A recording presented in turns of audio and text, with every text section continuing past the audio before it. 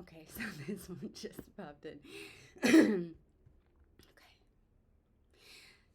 Listen, my children, and you shall hear of the midnight ride of Paul Revere on the 18th of April in 75. Hardly a man is now alive who remembers that famous day and year. He said to his friend, "If the British march by land or sea from the town tonight, hang a lantern aloft in the belfry arch of the North Church Tower as a signal light. One if by land and two if by sea, and I on the opposite shore will be, ready to ride and spread the alarm through every Middlesex village and farm, for the country folk to be up and to arm." Then he said good night, and with muffled oar silently rowed to the Charlestown shore. Just as the moon rose over the bay, where swinging wide at her moorings lay the Somerset, British man of war, a phantom ship, with each mast and spar crossed the moon like a prison bar, and a huge black hulk that was magnified by its own reflection in the tide.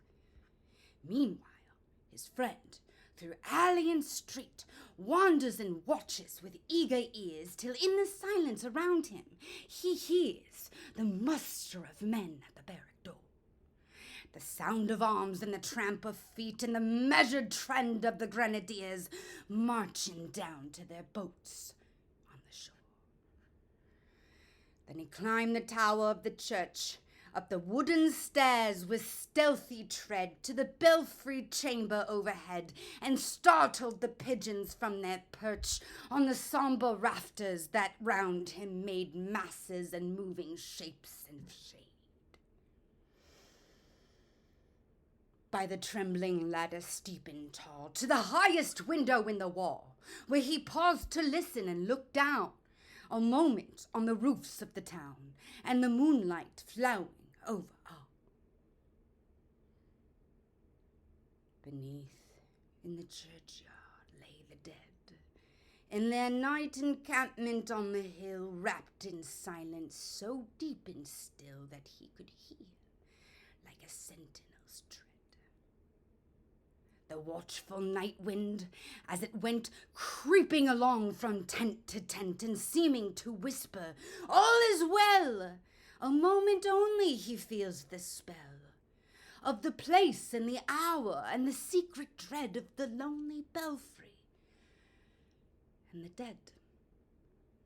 For suddenly all his thoughts are bent on a shadowy something far away, where the river widens to meet the bay, a line of black that bends and floats on the rising tide like a bridge of boats. Meanwhile, impatient to mount and ride, booted and spurred with a heavy stride, on the opposite shore walked Paul Revere. Now he patted his horse's side, now gazed on the landscape, far and near, then, impetuous, stamped the earth, and turned and tightened his saddle girth. But mostly he watched with eager search the belfry tower of the old Knoll Church as it rose above the graves on the hill, lonely and spectral and sombre and still. And lo, as he looks on the belfry's height, a glimmer, and then a gleam of light. He springs to the saddle, the bridle he turns, but lingers and gazes till full on his sight a second lamp in the belfry burns. A hurry of hoofs in a village street, a shape in the moonlight, a bulk in the dark, and beneath from the pebbles in passing, a spark struck out by a steed that flies fearless and fleet. That was all. And yet, through the gloom and the light, the faint of a nation was riding that night, and the spark struck out by that steed in its flight kindled the land into flame with its heat.